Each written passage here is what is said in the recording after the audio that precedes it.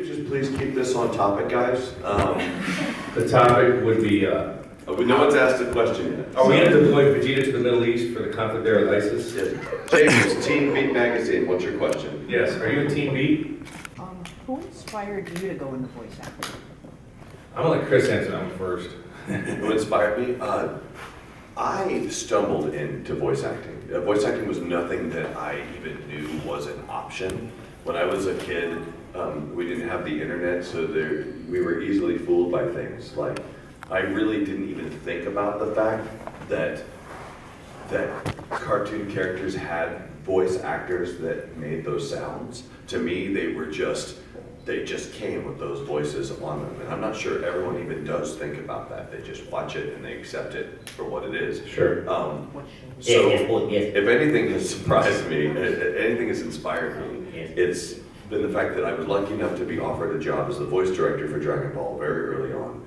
And I've gotten to work with professionals like Sean and all the other great actors. Which, by the way, I was not when you worked with me first. He was not. I got to work with amazing amateurs like Sean. There you go. But over the years, I have gotten a chance to work with some of the most amazing people. And it's weird how I was talking to someone earlier, sometimes being a voice director and an actor can be something that leads to you being very self-conscious about your own skill set. Because someone will go, hey man, just jump in there and do a British accent. And I think, yeah, I could do that, but like, I could call up Ian Sinclair and he's better at that than I am. So, Sure. And as being a producer, you want to be able to offer people the best possible options for things. So, yeah, over the years, it's been both inspiring and made my life difficult because I sometimes think I may not be good enough to do what I'm doing. I guess my answer to that was I kind of got into voice acting in a way unconsciously because I think as a little boy, if I knew there was a job for voice acting, I would have pursued that my whole life. But instead, I simply was turning down the volume on my TV and putting voices in black and white television constantly doing impressions, constantly listening to some of my favorite impersonators. And I was a professional classical musician in Dallas-Fort Worth, and my friends were always like having me do impersonations at parties. They would even put me in a corner and say, do an impression of Popeye, do an impersonation of Grover, do an impersonation of Kermit the Frog. And I'm like, and I would try to do it. And sometimes I got close, but that was kind of a weird training ground. And then there was an open casting call for Dragon Ball Z, and it was in the Dallas Observer. A friend of mine was like, you should audition for this. I'm like, I don't want to, no, you should. Oh, okay. But then when I decided to do it, I didn't just half-ass it. I was like, well, if I'm gonna audition, I'm gonna treat it just like a classical music audition. I'm gonna prepare as much as I can. I put together a fake resume, I put together as much demo tape as I could. I got really psychologically prepared to do it. And then I auditioned for it, and I was really And then when I offered him the part as Goku, he goes, oh, really? Man, I thought my audition for Captain Ginyu was actually a lot stronger. I go, Yeah. Go, man, you're gonna like Goku. Yeah, that's exactly what he said. You're gonna like this character. Yeah, It's way better than the character that last 8 episodes. Yeah, I said, all right. And, kind of bummed after that day. I was like, Because he kept going like, are you sure, man? Yeah, I I really did. liked my audition. I'm like, dude, be quiet. This is good. which is so funny because that's so Goku-y, Yeah. Yeah, really? You sure about that? Like, it was so, stupid. And then when I went to work and realized after 2 weeks of recording Goku that I had gotten the lead part of the show, I was like, oh, this is cool. I think the reason I felt that way is I prided myself on being able to radically change my voice, and Goku is not a huge departure from my natural voice, whereas King Kai is.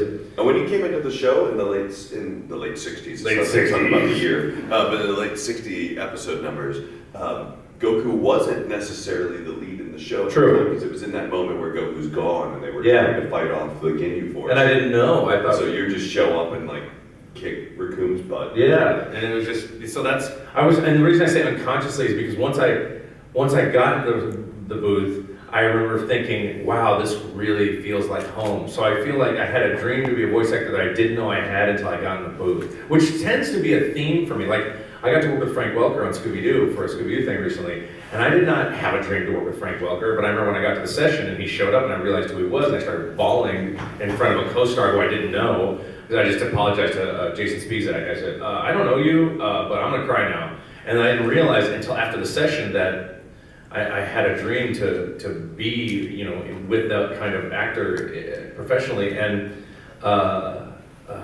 then I cried after the fact. So I think I tend to, some people actually have, these are my dreams, this is what I'm gonna do. And mine tend to float around in the unconscious until I stumble upon them. So that's a good question, and thank you. Thank you very much. I'm sorry, no more questions. Can we at least keep it to the ISIS conflict and how Goku Vegeta will defeat ISIS? No, go ahead, back. So, kind of bouncing off that, you guys have been voice actors for many years now, partly due to the popularity of Dragon Ball Z and many other anime that you've been a part of, but you've also worked with so many great voice actors. So, in that vein, if there was a Mount Rushmore of voice actors, who would you put on that Mount Rushmore? Oh, Mel Blanc, Frank Welker, who else?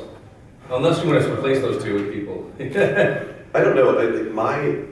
Let's see. Oh, man. It'd be hard to narrow them down to 4 people. Don would be. Castellaneta, maybe, or... Oh, yeah. Oh, Hank Azaria. Yeah. The guy, he's insane. He just got back on The Simpsons. Bree? Harry Shearer is insane. Yeah. Those guys, I mean, that would be if we had like 30 minutes to actually go through and analyze each one, those names might change, but that would be a good starting point for Billy West. Billy West is incredible. Scott McNeil?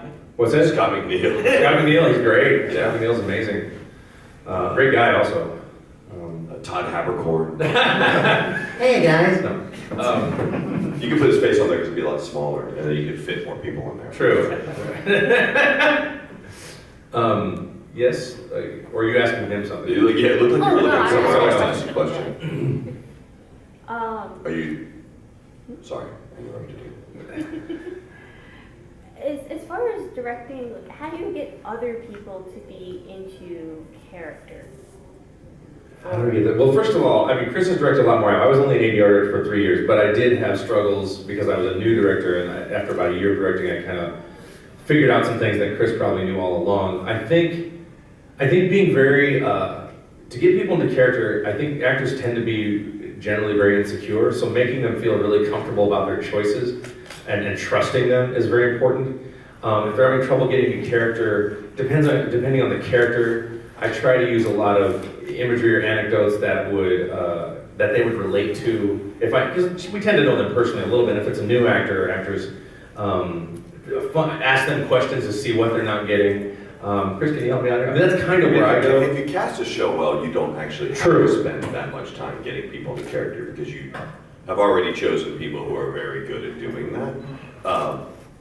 But one thing that can really hurt your session is if you are, as a director, if you act really passive about what you're doing, if you don't at least try to make the job as exciting and fun as you can, that can affect the energy of your actors. So, and I think if you enjoy directing, you kind of do this natively. But what I love to do is get into a scene with an actor, and you're excited to make that scene great together, and you let them do it, but you kind of support them as they're doing it, giving them guidance as you go Especially along. like if they get a take wrong, not saying that's wrong, but saying, that's really great, we're over here, like keeping everything positive, Sure. you know? And I think in my opinion too, if an actor does something wrong, if it's not correct, it's because you haven't given, if they're a good actor, it's because you haven't given them that context. You're like, oh, I'm sorry, I forgot to tell you your character died.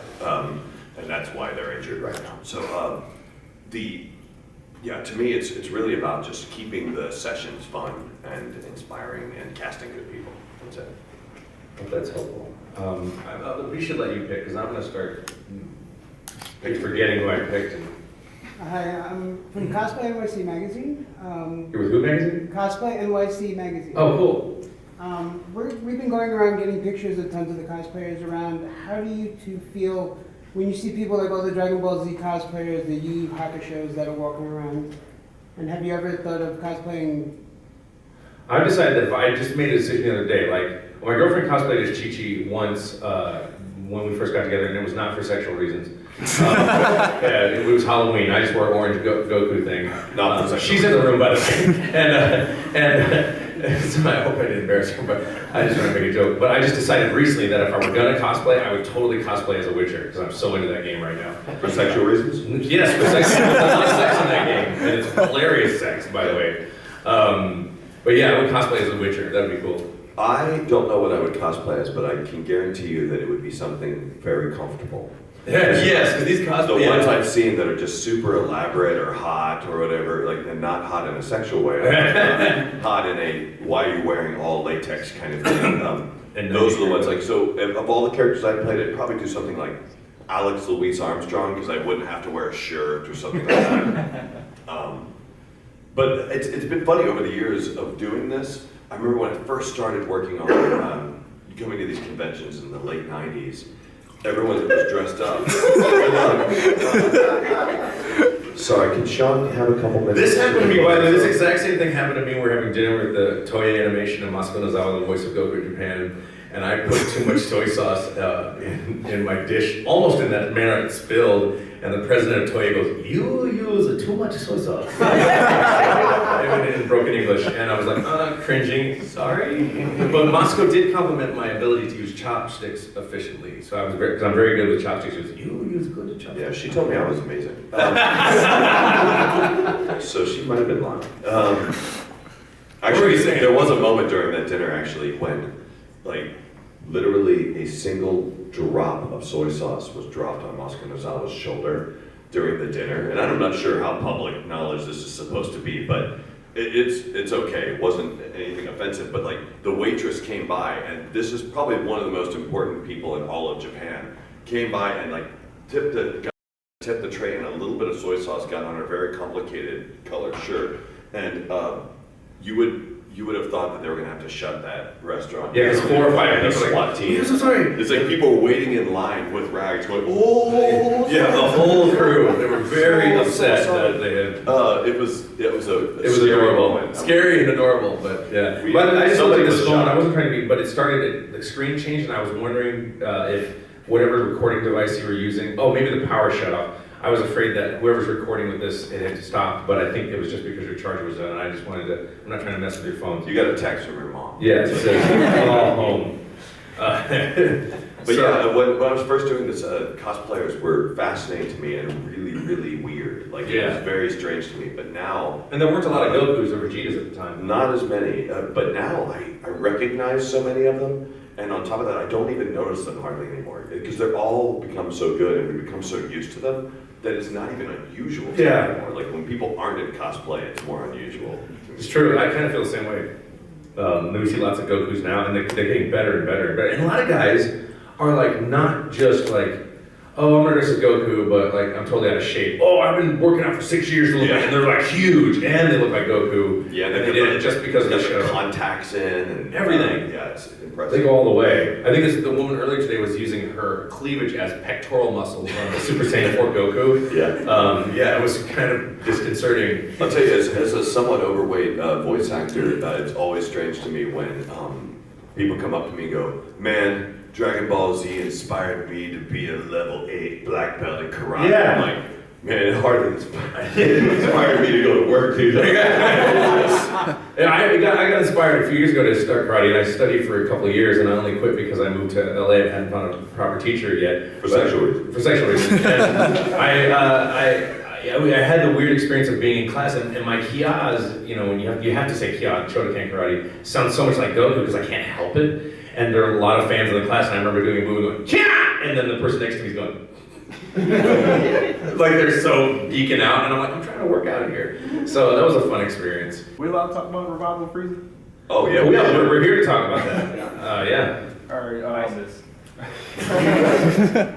So, were you guys even sure that you were even going to be able to dub that movie on such short notice? And what was the best thing about working on it? Well, the first part's a Chris question because he's the producer and director of it. Well, we were just, I didn't think we had such a short notice. I was hoping that we wouldn't have to wait a year before we dubbed it like the first time. Because with Battle of Gods, we had to wait almost a full year before we could even start dubbing that show. It was driving us all insane. We weren't even sure what was going on with it. So when the next Well, what was driving us insane is everyone asking us if we were going to dub it. That is true. Every day, all day. But with Which is sweet. the Resurrection F, we got those materials very early. As soon as they were finished working on the movie, I think we got an early animatic of it before they even had finished it in Japan. So we had a chance to review the materials. We knew what sort of people were going to be in the film, what sort of people needed to be cast. But coolest thing about Dragon Ball Z is that bringing these guys in to do it, it's not like we have to sit around and discuss what the characters are all That's about. cool. You just bring everybody in, they already know what they're doing. It's like hiring the A-team to come in and just get it all done for you. Chris frequently says, I love when a plan comes together. And he chuckles. And they do smoke cigars a lot. And then you have to drug me to get on flights, and I'm not gonna bling! You know, I'm gonna be drugged. No, get me to there. Like, you mentioned that before. You said getting Sean to Texas is like That's Mr. true. T. And it's not because I don't like to fly, just for some reason, every time I have to do a session in Texas, I get sick in some way. And I think it's because I just don't like Texas anymore or something. I don't know. I'm just actually trying to think of how out of context that sounded to all these people who've never Seen the A-Team. seen the A-team. Just like, Me doing an impression of What Mr. you're T doing. sounds totally racist now. So that's how he talks. I'm being a fool. You know, I worked on it when I was a kid. I was working on my Mr. T impression all the time. You know. yes. Yeah, so for Resurrection F and for Dragon Ball Z before that, Mr. Sabat, you've been on both sides of the microphone as an actor and as a director. So how do you manage those very distinct positions, and like who directs the director in those situations? Oh. Step up. I'm the worst director to myself because I make myself do a lot of takes because I get very paranoid. The only thing that really helps me out is that I have an engineer. His name is Raleigh Pickens, and he has been the main engineer at Okratron, my studio in Dallas, for a long time, since I started the studio. And he has seen so many of the episodes, and he's been sitting there while I've done so much Vegeta and Piccolo and Yamcha, that he's a really good gauge for me to go, dude, was that okay? He'll go, yeah, it was fine, man. Or sometimes I'll be doing it again and again and again, and go, Chris, dude, it was like fine 8 takes ago. You don't need to do this. So, yeah, I'm very harsh on myself, probably more so than I am on any of the other people. Yeah.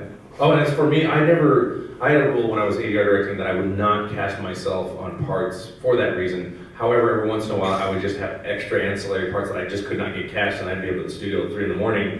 And this is in the early days, we were using QuickTime. I'd have a keyboard, one of the first wireless keyboards, and I'd turn the monitor on into the booth, and I'd sit there and record myself for whatever part I had to fill in or whatever part I was going to do, you know, until I was done. And I didn't have a director, and I was just like, okay. And sometimes Michael would come in. I worked at Michael Center Nicholas' studio, and he would, you know, check things. But in general, he was off doing his thing, so it was just a crapshoot, and I just hope I got it right. I'm pretty, you know, I'm hard on myself as well, but usually out of the booth. Once I'm in the booth and I make a take and I'm clear on it, unless there's, I did pick a little bit, but you know, there was only like 2 lines at the end of recording Battle of Gods I wanted to fix, and Raleigh and I went through and checked everything, and there was 1 or 2 lines, and I'm glad we did because one was just clearly inflected wrong, and we fixed it, and so there's not a single thing I think I did in Battle of Gods that I'm unhappy with. I consider my best work personally as Goku. I'm very thrilled with it. And Resurrection F, I don't know if it's better, but it's definitely equal in terms of my part in it, I think. And Resurrection F is just a mind-blowing movie in terms of quality, because they just keep upping the ante. So I think fans are really going to love that movie. And when you watch them together, you see how they kind of fit really well. It's really a double feature. Like if they had I wish they would do that. In fact, that'd be cool if years from now you do like, you know, Battle of Gods, Resurrection F, afternoon double feature or some kind of thing. That'd be cool. Yeah, it's a really good film to watch back to back. Yeah. How do you guys feel seeing all the fan created content like floating around, like the abridged series and all, like, and this not just the cosplay, like the fan art and all the other like tributes to your characters? I think it's a huge honor to have people imitating what it is we do. Especially the art that I see people come up with is incredible. And it's so weird when people come up and do an impression of your voice. Yeah, that's weird. Someone comes up like, hey, I can do an impression of your voice. I'm like, good. Now, if it's too good, you know I'm going to have to murder you. Yeah, there's a lot of fan love out there. Some of the fan art's so good. I've hired artists because I hire artists to create artwork that I sell, and then I pay the artist a fee, limited edition prints and stuff like that. I will look for artists that I think draw Goku in a way that's different from Akira Toriyama, because I don't want somebody to just copy it. So I like unique art styles, and some of the tattoos in particular are kind of amazing. I see murals of incredible, like, looks like it was drawn by Akira Toriyama and colored beautiful tattoos, you know, that make me want to get one, but I'm afraid. So. What was the name of the animator who created that piece that they were playing on loop at the Dragon Ball party a couple weeks ago? Oh yeah, that was really funny. It Yeah. was really, really long. Justin, you know what that is? The guy, the Dragon Ball party. There was a wacky parody It of was Dragon like Ball Z Vegeta and Goku powering up constantly. forever. And It was hilarious. Yeah, he's gonna look that up. Awkward cutaways to things. Yeah, that was really, really very funny. I'm just wondering, now that Toriyama is back on the series, where do you guys see the future of Dragon Ball going? You know, now that he's back on it, you know, they're doing Resurrection F, Battle of Gods, and they're kind of revisiting, you know, in between Blue Saga, all that kind of stuff. I think it looks beautiful, and I think what you're gonna find is that with Toriyama's influence, I think it's going to be fairly lighthearted and nostalgic, because he really does love, you know, he started with Dragon Ball, so he's kind of a comedy guy. Like he loves that comedy, and I know some people have strong opinions of what they want Dragon Ball Z to be, and in that case, some people didn't like Battle of Gods because they didn't think there was enough like punching people in the face. And there was no like clear destruction of an enemy. Yeah, but I think that's what I love about his style. I like the fact that he already, in some of the episodes that we've seen coming out of Japan for Super, they're really family situations. It's Yeah. like putting Vegeta in a really funny situation like the bingo song, or just, those are things that are hysterical to me, and I think those are really, really charming. I'm starting to wonder if Dragon Ball Super might be more Dragon Ball-like than Dragon Ball Z-like, you know, because Dragon Ball is so comedy-driven and story-driven, and I still have a hard time believing that eventually it won't get to a point where there's power everybody's for a really powered up. long time. yeah, Goku starts out as a radish farmer, I think. And by the way, this is just information that's on the web. We don't have materials. We haven't started recording, so I don't want to construe that. So this is just stuff that I've seen on the web from various fans posting on my page and stuff. I was talking to my producer Justin. I thought, I had a different idea about how I wanted Dragon Ball Super or Dragon Ball Z to go, just from my own experience with the character. My original idea was that Goku would be like old and everybody has to seek him out like if he's the new Master Roshi kind of thing. Then I thought, wouldn't it be interesting if Goku's character doesn't really, like Vegeta goes through an incredible growth arc, you know, and Piccolo does as well, and a lot of the characters grow and change, and that's what makes a story interesting. Goku doesn't do a lot of growing and changing personally or emotionally. He's just like, I'm Goku, and I'm the same. And guess what, now I'm stronger and I'm the same. You know, he doesn't really grow or change. So I thought it'd be interesting, since Goku got bonked on the head and lost all his Saiyan evilness, that if through magic or through some other means they restore it and Goku becomes like more hardcore Vegeta. Like and he trips and falls, and Yeah. becomes even like becomes super mean. Mean like Vegeta, and then he has to learn to be good, and then Vegeta's like, what? Wait, I'm the bad. And then, you know, that would be an interesting, like, bad Superman was. Goku or something like that. Yeah, like something that would be a really interesting story. I don't know if they'll do that, and this is, by the way, is my own personal speculation. I have actually had that same exact thought. Like, what if there was an evil form of Goku? Yeah. And then Vegeta had to actually finally be really, truly the good guy. Yeah, that would be a really interesting twist. And then, I mean, I don't know, Akira Toriyama is so predictably unpredictable. Like, you know it's Akira Toriyama when you see it, but it's because it's so predictable in that way, but it's unpredictable that he's so clever that it's a twist or a new idea or something you didn't think of, or why does this make sense, or... I'd like to see him bring Launch back. Yeah, Launch would be cool. Launch would be very cool. It's a character he just forgot about. Yeah, apparently he did. He said in an interview Legitimately he forgot about the character. Yeah, in regards to Battle of Gods and its tonal change from how serious Dragon Ball Z was, you guys kind of got to showcase your comedy timing a little bit. Oh yeah. Do you guys have any comedic influences, like growing up? Oh, huge! I know it's controversy right now, but I'm a huge Bill Cosby fan, huge Robin Williams fan, huge Rich Little fan. George Carlin, lots of comedic stuff. In fact, I used to do stand-up comedy when I was a teenager, like late teen, like 18, 19 years old, and I left because it's an incredibly depressing scene. But surprisingly enough, but yeah, I mean, I've always excelled at comedy. I tend to get comedic parts when I'm not doing Goku. When I was in New York, I got a lot of comedic roles, and I really enjoyed. My favorite part of Battle of Gods is I had to do the whole Goku King Kai stuff, because I was King Kai as well. A lot of people don't realize that, and I'm not trying to brag. I'm just like, people don't. They go, really? Like Cynthia Kranz, who plays Chi-Chi, the other day just said, I didn't know you were King Kai this whole time, and I was like, yes. Because I like to fool people, because to me that's part of the job. If you're thinking about me, then you're not thinking about the character. So if I'm making my voice different enough to where you lose yourself in the character, then I'm doing my job right. And Chris is a very funny person. He's a hardcore prankster. And I think the only part that was difficult about the Vegeta part comedy was how hard it was in your voice with the bingo song. But in general, That it's very was funny. way easier than I thought. Oh, really? Yeah, when it was first told to me that Vegeta has a song in Battle of Gods, I was terrified. I was like, because if you've ever listened to the Japanese voice of Vegeta, his name was YuYu Hakusho, and his version of Vegeta is like, and it's a much higher voice than I have. And I thought, if he sings, there's no way I'll be able to sing the same song. Oh yeah, because it'll be in a different key too high. I don't know if you guys remember, but for Kai, they had a lot of the different actors sing the theme song.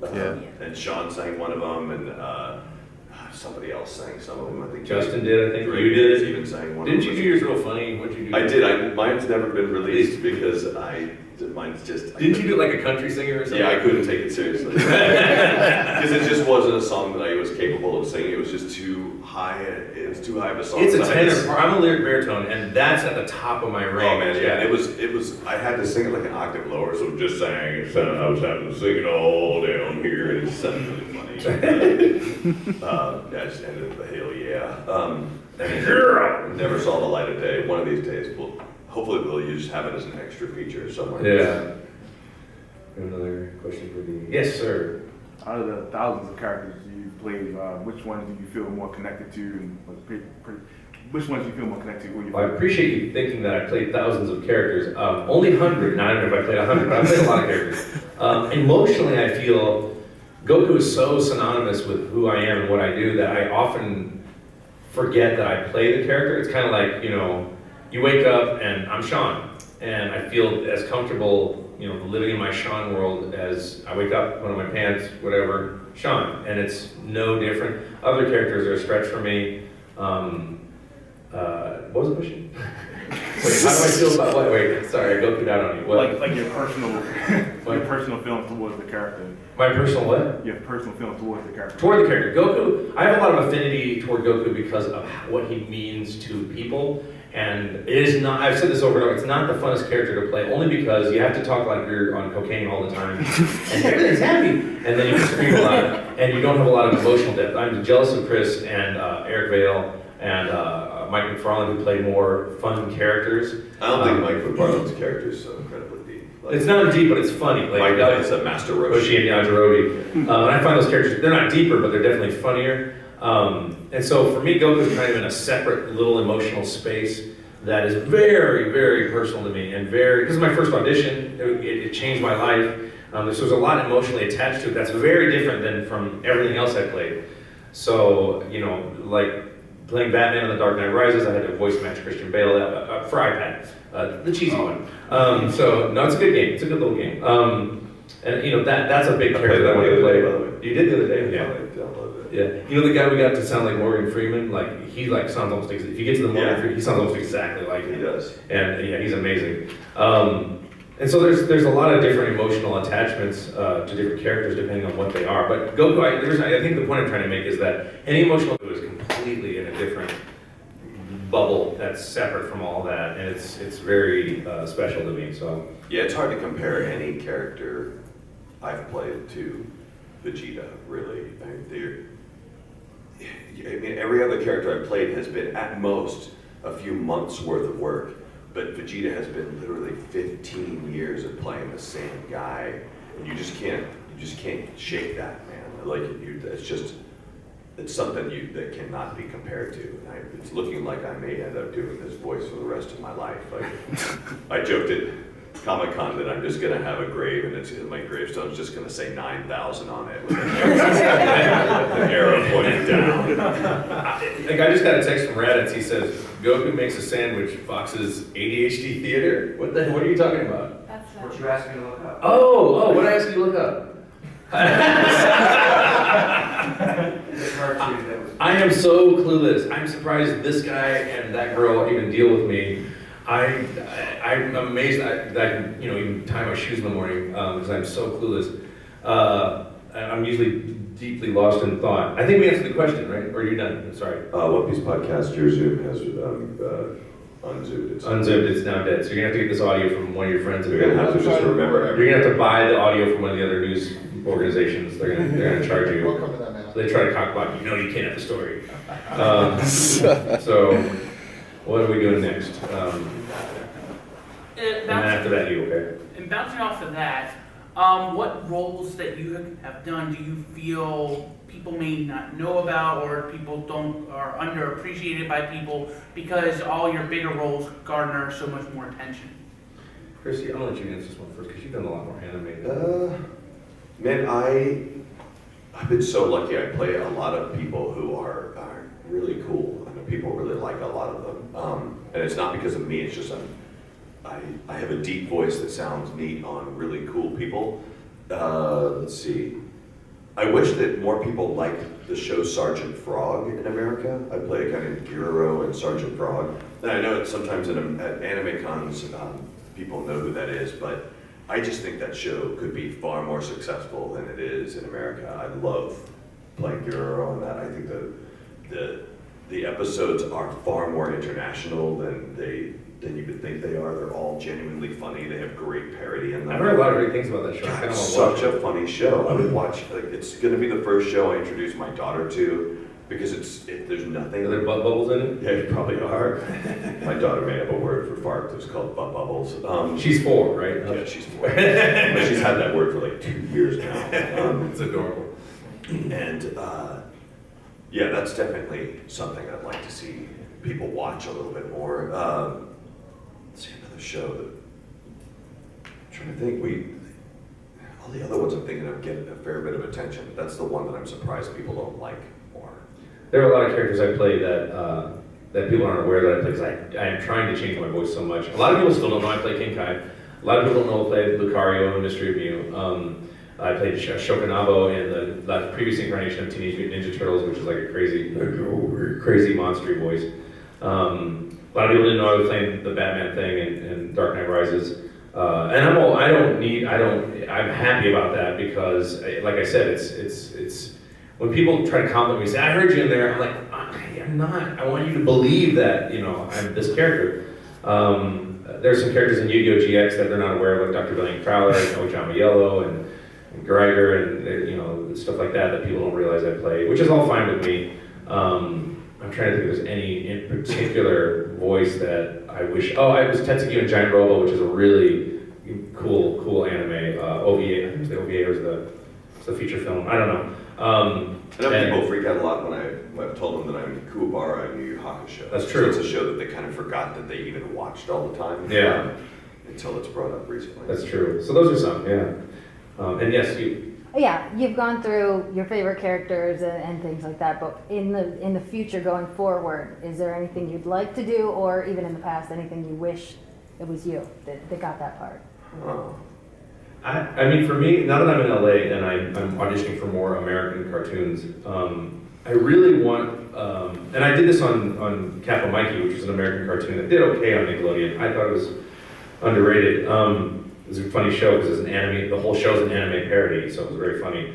But I've always wanted to have a part that is a voice I created that's not a dub, that, like Masuko Nozawa, she creates this voice for Goku, that I would do for a number of years, just like Mel Blanc did Mug's Money. That's kind of an original voice I created, which I've done on various shows, but nothing that's been crazy popular or very long or very, something like that would be very gratifying. Not just financially, but more importantly, it would be, you're the guy, like when I was sitting in the room with Frank Welker and he does the Fred voice, I'm like beside myself flipping out, and then he busts into Scooby-Doo in like 2 seconds. You're like, holy crap, I'm 46, and I was like, 4 years old, or I don't know how old I was when I first saw Scooby-Doo, and I'm flipping out that he's still doing it, and sounds just as good as he did back then, so something like that career path would be amazing. A character like that. What about you? Yeah, I don't know. That's a tough question because I've been fairly lucky. There isn't a lot of original animation in Dallas, so there isn't a whole lot to do on that. I love video game work. I like working on anything that's like video game related. I did some great work for a company called Twisted Pixel in Austin. There was a game called The Adventures of Captain Smiley. And it was just, I don't know if any of you guys played it with an Xbox XBLA download. I think it was one of the titles they released for the early Xbox One as well. That was a really creative character where we didn't have the video first. We really got to imprint our own characters into the game. And the first time I ever saw it animated, something I did without seeing the animation first, something that was animated specifically with my voice, it was one of the coolest things. Like, I love seeing that. Seeing someone else's vision of what your voice impression looks like is such a neat thing to do. So anything I can do that's original and animated too would be really fun. Yes. Anyone else? Yes. If you could montage your career in one song, what would it be? In a song? Well, you guys are good questions. This is like not a room full of amateurs. Be Killing Me Softly, probably.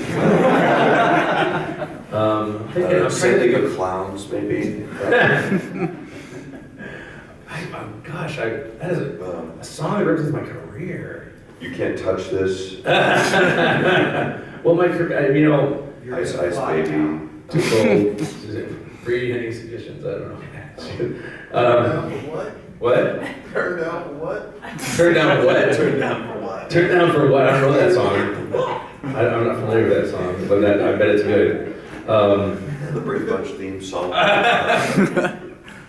The Sanford and Son theme song. Yeah. I don't know. What would be? At least for as far as Goku is concerned, it's just maybe a song that just keeps getting louder and higher and Take it to the limit. yeah, take it to the limit, or something like that. I don't know what to tell you. It's definitely metal. It would definitely be metal that just screams louder and louder. Not the Cookie Monster metal, the metal that like is like that kind of metal would be something like, I don't know. I'll probably revisit this question hopefully before the end of the conference in my head and blurt something out. So hopefully I'll give you a good answer. Because none of the music I like would be representative of. Man, if I had to pick a song for you, it'd probably be some really weird, complicated Rush song. Oh well, that's my favorite band. In the middle and.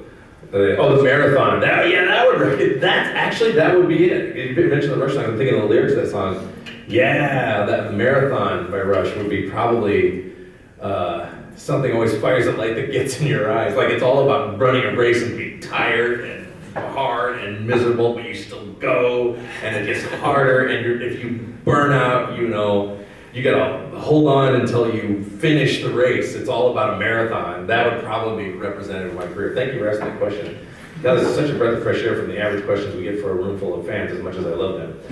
Although the best question we got, which is better than all your questions, was the kid at San Diego Comic-Con who asked us 7 questions. They said you can ask one question. So he asked us 7 questions, and then his final question was, which was his one question, which one of those questions should I ask? So he asked 7 different questions. And he goes, I have 7 questions. I go, no, you can only answer one. Okay, And then here's he my ignored questions. And as he's saying them, he's like, when did Goku lose his tail? We're like, episode 49. We're answering them all. We're answering them as he's going along, kind of under our breath. And then he gets to the end, and like everyone's laughing, and it finally goes, which one should I ask you? Sorry, but that was the best questions I think we've ever gotten. There was also a dude who was asking about Goku being a bad father. Like, the guy's like, a lot of people think that Goku's a bad father, and I don't think he is a bad father, and I think he was actually really president. What do you think? And I said, he's a terrible father. He goes, it's okay if your dad left you. Yeah, I'm sorry. I felt like there was something deeper there than why he was framing the question that way. So I'm really sorry your dad left you. Yeah. The whole audience went, oh. Yeah, I felt bad for 3 seconds. Somebody else was their hand. Yes. We seem to have a very interesting situation for this convention. We have technically a reunion of YuYu Hakusho this year with a good portion of the guests. Kinda. I had a couple small parts on YuYu Hakusho. Yusuke's sitting right over there, and Raditz, and Laura Bailey's here. And was Travis in that? Travis was in it. Yeah, Travis was in it. Who did Travis play? Yeah, I guess so. Yeah. And then Yusaki Urameshi's here. Yusaki. I'm sorry, Yusuke. Yes, sir. Question, I know Chris, you play Zolo on One Piece. You ever like fall back into another character's voice while you're recording a completely different show? It has been complicated lately because Funimation has their new broadcast dub initiative where they're bringing all these episodes to the public really quickly. Like if there's only a handful of weeks between the time it's aired in Japan and the time they're airing it in America, and because of that, the recording booths have been recording like mad. So I'll come in and have 9 different sessions in a day, all on completely and vastly different things. And even just 2 days ago, I had to do a split session where I was Zoro at the beginning of it, and then I had to go do another character in a show called Rage of Bahamut or something like that, where I'm playing this really flamboyantly like homosexual guy, and then I had to go back to the Zorro session for a pickup line, and they start running, and I'm like, okay, where am I? It took a minute to kind of adjust back to where I was supposed to be. But with characters like Zorro, who we played for a billion years, it's not too hard to jump into that. But it is really hard when you're jumping onto smaller characters. They sometimes have to play references of what it was, because I might not even remember what it was. You don't spend enough time in them to feel, to reference them quickly. I don't know if I need to answer that question. I don't think I do. I don't remember the question. You don't? Okay, good. So, over the years of working on Dragon Ball and Dragon Ball Z and Dragon Ball GT, excuse me, how did you guys evolve your voice and evolve the characters? Because they went through different life events and different events in general that maybe evolved the characters further. Well, part of that is because we're just naturally aging and using our voices a lot. The other part of it is that, at least for me, I was very particular about when we started the show. I had to imitate either Ian Corlett or Peter Columbus from Canada because the show was being dubbed in Canada originally, and then when I got cast based on my ability to mimic that voice pretty accurately. And so I remember when I first got the part, I would ask my producer, Barry, at the time, if I could take home videotapes and watch it over and over, because I really wanted the audience to have a consistent voice. And I remember meeting an old friend of mine. He said, "Yeah, they placed all the voices on Dragon Ball except Goku." And I said, "Really?" He goes, "Yeah." And I go, "No, they didn't. They replaced Goku." He goes, "How do you know?" And I go, "Because I'm Goku." So I felt pretty validated that I was getting very close. But as an actor, at some point, you have to own the character and kind of make it your own. And if you can listen to early Simpsons, they're different. And at one point during the Super Saiyan transformation, Chris had told me after the fact that they weren't even sure that I could come in and do the kind of screams that were going to be necessary for this. Because they didn't warn me at all. It's just like, it's next day at work, So I get there, and I'm still pretty insecure about owning the character. And when you say own the character as an actor, it means that you're so comfortable with it, you know how you're going to voice it. It doesn't mean that you own it, it's just that something that you know exactly how to play the character now, and you're not taking influence from anybody but the director at this point, or the animation. And so we did the Super Saiyan transformation, and after that day I went home and I said, I'm done listening to those guys, this is the voice I'm doing, I'm done, period. Now, when we finished Z, I was concerned because I knew we were going to go back and dub the beginning, and I was worried that my Goku gets older, he's roughly 40-ish at the end of Z, I think, and I was afraid that when we went back to dub the first 53 episodes, Goku was much younger. Plus, I had to go dub 16-year-old Goku in Dragon Ball. And so we dubbed that after all the Z business. So I had to go back and listen to where I started at episode 53, or whatever it was, and go back and make sure from there I didn't sound as... I sound a little rougher and manly as the character gets older, and he's more, higher pitched. So I was trying to make sure. So I went back and listened to make sure that there wasn't a weird dovetailing that didn't make sense. I don't know if the rest of the cast did or not, but because I'm watching it. But that was very important to me. And as far as nowadays, I don't even think that I can hear more texture in my voice just from screaming for so many years, but I don't think it sounds bad. And I figure if I'm screaming this many years and Goku's screaming this many years, well, of course he has sense of me, so I'm not even going to get into the debate. And he doesn't see the age at all, but I think that as far as the vocal changes are concerned, I think they happen naturally with time. And what's weird, Chris will point this out, Vegeta in particular looks really different than he did. If you compare a picture of him at the beginning of the series to the end of the series, he looks like a completely different person. Like, I joke about the fact that he's grown, like testicles between his eyes by the end, like, because they'll do these close-ups, and if you look, it's like these testicles that are right here. He just gets muscles between his eyebrows. And part of the evolution of my voice on that show is that we were really trying to get through that show fast, and fast for us was really slow compared to now, because we were using archaic equipment. We were recording on tape. Yeah. We had these giant tape recorders that we'd have to use in the session. Every time you do a take, you click and it go.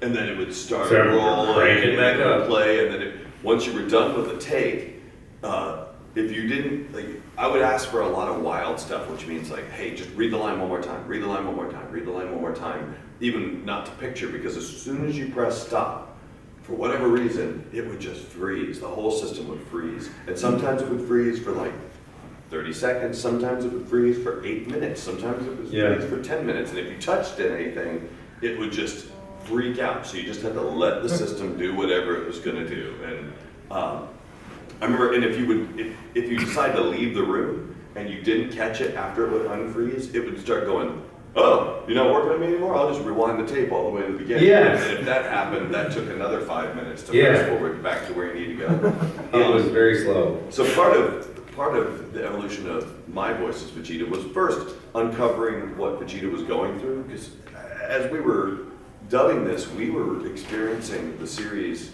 in the same fashion that the characters were. I didn't know where the series was going. We didn't know Vegeta was going to be such a big character. I didn't have access to the American manga. There was no internet back then. We were just, when the episodes would come out, or when we get episodes in-house, we were like, oh, my character does that, or Sean's like, oh, I'm in a recuperation tank, I guess I'm poor for the next month. I called my dad to borrow money. Because Dad, my Goku's sick, so can I borrow some money for gas? He's like, what? And I go, he's in the recuperation tank, so I'm not working, so I have no money.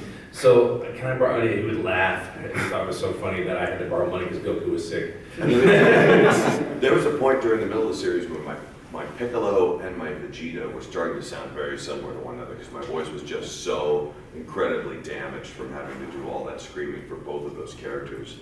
And it was oddly enough, and I wish I knew his name or I remember kind of what he looks like, but it was a fan at a convention that I was sitting down drinking a cup of coffee in between something. He came up to me and goes, hey man, no offense at all, but I have noticed that your Vegeta and Piccolo are sounding kind of close to one another, and it really did dawn on me. Wow. That was the case. So I went back to the studio, I'm like, he's absolutely right. So there was a moment where I kicked Vegeta's voice up a little bit higher and lowered Piccolo's voice. But by the end of the series, we were no longer mimicking the Canadians anymore, and we were just playing them the way we thought they should play. Yeah. But the cool thing is we got to do the whole series, and then we got to do it again. And so we got to experience exactly, right? Yeah. Or even some of the overdubs and the redubs and the remasters. Oh, that's true. That's true. So yeah. we got to experience what they were like, and also we got to do them again and again for the video games. So the more we were doing of these characters, and the more, as we went along, we were getting newer technology that allowed us to be able to reference the Japanese, and we were never able to do that in the past. No. So I didn't reference the Japanese till one of the third video game. I finally heard Masuko's voice. Yeah, we didn't even know what the Japanese voices sounded like when we were doing it. I heard the Mexican Goku before I heard. Oh yeah, that's Japanese the only Goku. material we had was the Mexican dub of Dragon Ball. That was the closest place that Funimation could get the materials for Dragon Ball Z. So they had to import the Mexican production audio equipment, and we used that equipment to dub it. So a lot of our characters, it's even funny how Majin Buu turned out to sound very similar to the Japanese Majin Buu without us ever hearing it. Yeah. I think that's what it kind of helped Goku sound. It helped Dragon Ball Z sound very unique. And you know what I think is really cool, and I'm making a large leap in logic here. As a dub actor, you barely feel like you have the right to, be the character, much less sign autograph or whatever. But Toei has been, particularly with Resurrect, we got their attention big time with Battle of Gods. And they came out and did a subtitled Japanese-only premiere in LA, which was huge, and insisted I ride on the limo with Masuko Nozawa, insisted we all go to dinner, and they were incredibly gracious. And that's unprecedented, I think, in dubbing history, to where they would do that for Resurrection F. I mean, it was amazing that they felt like, and when we got to dinner, they were like, we had no idea it was this big, and they saw the fans at the Egyptian Theater in LA, and I, through a translator, said, oh, that's just the tip of the iceberg. Like, this is a huge, phenomenon and following. So we feel incredibly validated and gratified that Toei and, cast members and producers and directors are like, hey, we think you're awesome too, go for it. And we've gotten word back that they happen to love our dub of Yeah, the Resurrection F. Japanese director loves the American dub of it. Yeah, So much so that they really wanted us to be at the premiere. They actually asked us to be there. Yeah, Which was pretty neat. that was really, I don't think that's ever happened in American history ever for a dub. So it's kind of unprecedented. In fact, it's unprecedented. Well, what else is unprecedented, and I mentioned this in an interview earlier, is that Battle of Gods was, to my knowledge, one of the largest, if not the largest, pre-sale theatrical events ever. It had For anything? For anything. Am I correct in saying this? For the type of event that it was, because it was a limited 4-day engagement, so it broke a bunch of records in that style of theatrical. I just love how Dragon Ball Z is like, I'm just gonna bring it back to Rush, but you have cult Rush fans and you have hidden Rush fans, and then it's just been growing and growing and growing for years and years and years, and now they're having this huge, they don't call it a farewell tour, but it's kind of a farewell tour. And then all these people are coming out of the woodwork, like when Rush went to Brazil, they had 60,000 people in a concert, they had no one when they did Rush in Rio. Dragon Ball Z is the same way, it's like niche, it's cult, oh nobody knows what it is, and now all these Dragon Ball Z fans are being validated, like, I told you it was awesome, now it's everywhere. And we feel very validated, vindicated, and it's just all over the place, and we have this great movie release coming out this year in a new series. We see it referenced in, what was it, I don't know, Bree, did you send me something that was a Dragon Ball reference? You see Ronda Rousey doing the, wearing Rousey Scouter at the thing, and Marcus Brimage does the same thing, and you see references, and I swear there's a Dragon Ball Z reference in the South Park movie, because they go, Kyle Mom's a big king Kamehameha bitch, and then he does that thing with his hands. He wore the over 9,000 shirt at WrestleMania 31. Yeah. Oh yeah. So it's just, it is officially a pop culture phenomenon, and I don't think it shows any signs of stopping. So we're just shocked and thrilled to be a part of it. It's so funny because I was so Goku, like when I got the part, I thought when I got on the show and it was #1 Cartoon Network, it was gonna be like it is now back then, but it wasn't. So I was like, okay, it's gonna be great. And I was real excited, then it wasn't. I was like, but we're #1 Cartoon Network, but it wasn't. And I'm like, come on, it's a great show, but it wasn't. And then 15, 16 years later, I'm like, I was right. So I'm very happy about that. It's been a great ride. And I expect to be, Moscow's 72, I think now, and she started in her 40s voicing Goku, so I'm like, wow, okay, if I do Dragon Ball Super, if they do a jillion episodes, I'm gonna be well into my 50s before I'm done doing this. I'm gonna be like deep into my 30s by the time I'm done working. We'll do one last question, because Chris and Sean have to go at 4:30, so. One more question? I don't have to go, but Sean really wants. Do I? I don't know what I'm doing. Oh, we have to do a panel. We do a panel. Oh, that's right. We have to do a panel where we're gonna get a lot of stupid One more questions. No, question. I'm kidding. Has working in anime fulfilled any of your bucket list goals? Well, yeah, like I said, working with Frank Welker, which is an anime, that's a bucket list one. There was another bucket list moment. There's a few bucket lists, and I don't really actually have a bucket list, other than a bucket list of, collecting various buckets. But working in anime created the bucket for me. Yeah. Like it made everything possible for us. We actually turn down trips sometimes to the most amazing places because we're too busy doing things. But we've been to Australia, New Zealand, Japan, the UK, all over the world. we didn't have to pay for any of it. I know. That was the cool part. And I would have my girlfriend, who I'm hopefully married this year, next year, we're working that out, but And I wouldn't have dated her before Sean met her. Yeah. Dragon Ball Z. But like the people in our lives, the friendship Chris and I have, like it's just like a crazy, and I like to think about in terms of cause and effect. Like you got this little Japanese guy, I don't know how little he is, but He's pretty small. tiny. Yeah, he's Kira, he's just sitting in his room, using his imagination, drawing, in the 80s or 70s or whatever, and then he's never met me, doesn't know, maybe knows who I am now. I don't, it doesn't matter. I guess. Highlighted. No, he does not. He doesn't even know me, but it doesn't matter because that little guy, the imagination of a pen and a story, the pen being mightier than the sword, is like this massive explosion and having not just an effect on fans who are inspired to do better or whatever, but on us personally as cast members of the show. And Chris and I are just, two of the cast members. I think most, if not all the cast feels the same way, that this is just a dub that would radically transform our lives in a way that we could never possibly imagine. I remember when I was very depressed before I got on Dragon Ball, and I'm not any type of religious person really, but I just put a message out in the universe that I just wanted something to make my life great, and if I got it, I'd treat it like gold. And right after that, I got on Dragon Ball, and I was like, that's it, and I'm gonna grab on that and hang on to it, and that's what I'm gonna do. And I'm gonna just go balls to the wall, non-stop, all the way for the whole time, no matter how tired I am. Do you know, it's really funny you mentioned that premonition thing. What? That you... Oh, I put it out there, yeah. Because I didn't necessarily, but I had... Well, you're really lucky.